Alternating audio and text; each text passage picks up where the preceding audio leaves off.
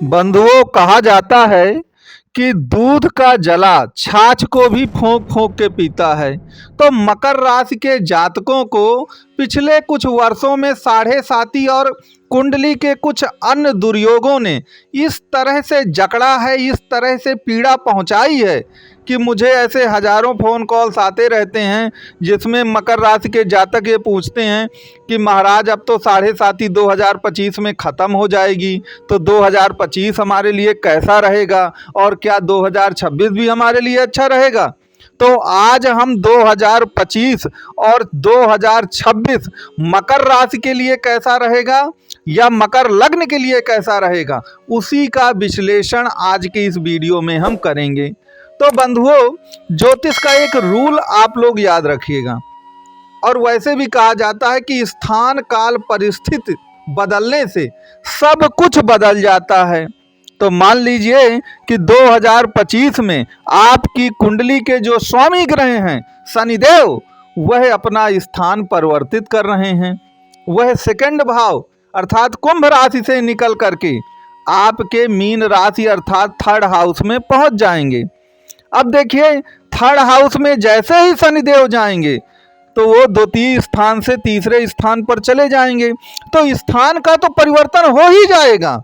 तो जैसे ही स्थान का परिवर्तन हो जाएगा ना, तो आपके लिए परिस्थितियों का अपने आप परिवर्तन हो जाएगा। तो परिस्थितियां क्या होती हैं? परिस्थितियां एक इस एटमॉस्फियर को क्रिएट करती हैं।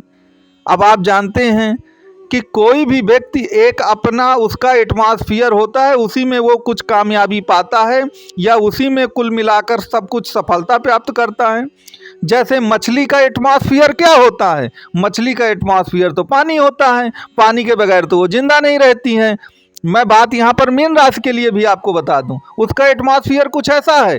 तो आप तो मकर राशि के हैं ना, तो आपका एटमॉस्फियर कैसा रहेगा और आपके जो स्वामी ग्रह हैं शनि, उनका एटमॉस्फियर कैसे रहेगा? तो याद रखिए, शनि कहा भी जाता है कि 3, 6, 11 भाव पे बड़ा अच्छा फल देते हैं, क्योंकि तीसरे भाव पर शनि को वह एटमॉस्फियर प्राप्त होता है जो उसको दूसरे भाव पर एटमॉस्फियर नहीं प्राप्त होता है। दूसरे भाव की ऑक्सीजन को शनिदेव पचा नहीं पाते हैं। उन्हें धन के लोभ माया से कोई मतलब नहीं है। जो दूसरे भाव का इंडिकेशन देते हैं वह तो वैरागी हैं, उनको इस बात से क्या मतलब है शनिदेव को। लेकिन शनिदेव थर्ड हाउस पर उनको अपना ही एटमॉस्फियर मिल जाता है, उनको वही ऑक्सीजन मिलती है जिसकी उन्हें ज़रूरत है, क्योंकि थर्ड भाव तो एफर्ट्स का है, मेहनत करने का है, सेवा करने का भी है थर्ड हाउस। तो याद रखें, यह भाव सबसे ज़्यादा प्रिय भाव शनिदेव के लिए हैं। और जैसे ही 2025 में शनिदेव इस भाव पर आ जाएंगे, याद रखिए स्थान परिवर्तन तो करेंगे ही, आपके लिए स्थान के सिवा काल और परिस्थिति भी बदल जाएगी। तो जब स्थान काल परिस्थिति सब कुछ बदल जाएगी आपके लिए, तो याद रखिए आपकी किस्मत भी 100% बदल ही जाएगी।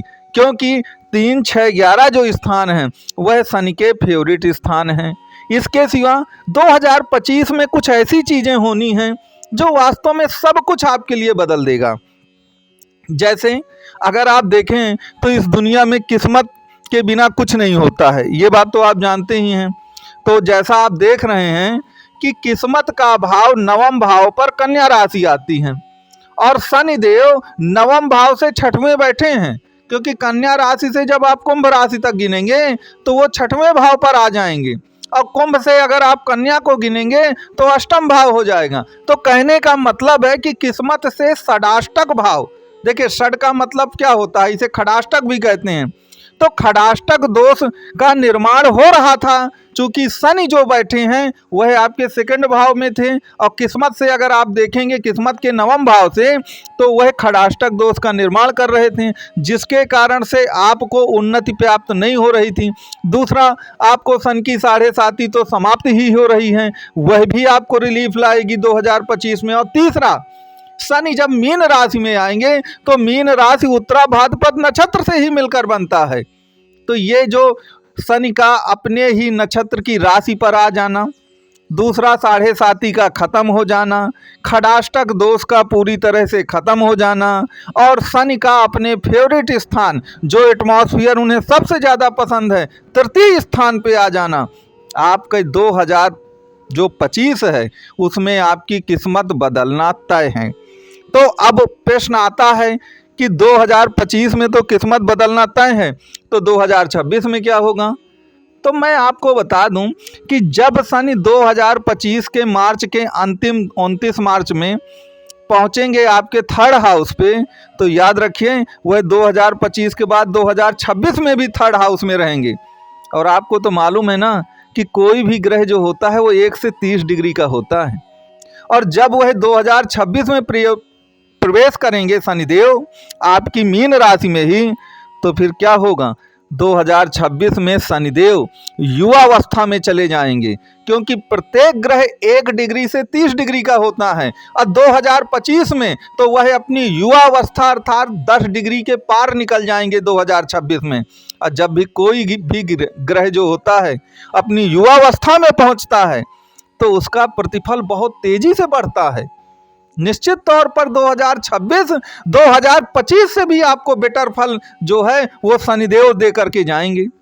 यहाँ पर एक बात याद रखेगा कि 2025 और 26 में आपके राहु देव नवम भाव में आपके रहेंगे किस्मत के भाव पर।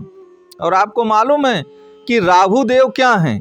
राहु देव स्मार्ट वर्क हैं और शनिदेव हार्ड वर्क हैं। तो 2025 और 2026 इन दोनों वर्षों में क्या होगा कि जहां शनिदेव आपसे हार्ड वर्क तो कराएंगे, लेकिन राहु देव वहां पर स्मार्ट वर्क आपसे करा देंगे। और आज की इस दुनिया में आप जानते ही हैं कि जब हार्ड वर्क और स्मार्ट वर्क दोनों एक साथ मिल जाते हैं तभी आपको सच्ची सफलता इस दुनिया में मिल करके रहती है। तो चाहे शनिदेव हों वह भी 2026 में अपने युवावस्था में 10 अंशों से ऊपर चले जाएंगे। वहीं आपके राहु देव जो हैं ये बकरी चलते हैं, तो ये 30 डिग्री से 29 डिग्री 28 डिग्री इस तरह चलते हैं।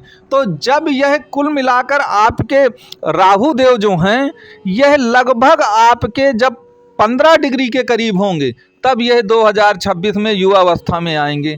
तो दोनों ही ग्रह युवावस्था में प्रवेश करेंगे कब? 2026 में। तो 2026 जो है वह आपके लिए 2024 से 2025 से भी ज़्यादा बेटर आपके लिए होगा। तो चाहे 2025 हो या 26 हो, अब आपको प्रतिफल मिलने ही वाला है। तो जो भी मकर राशि या मकर लग्न के जातक हैं 2025 और 2026 शनि और राहु मिलके आपके लिए मंगलमय बनाएंगे। तो मित्रों आपको ये वीडियो अच्छा लगा होगा, और अगर आप अपनी कुंडली के बारे में ज़्यादा कुछ जानते हैं तो दिए गए जो नंबर हैं उसमें आप संपर्क कर सकते हो।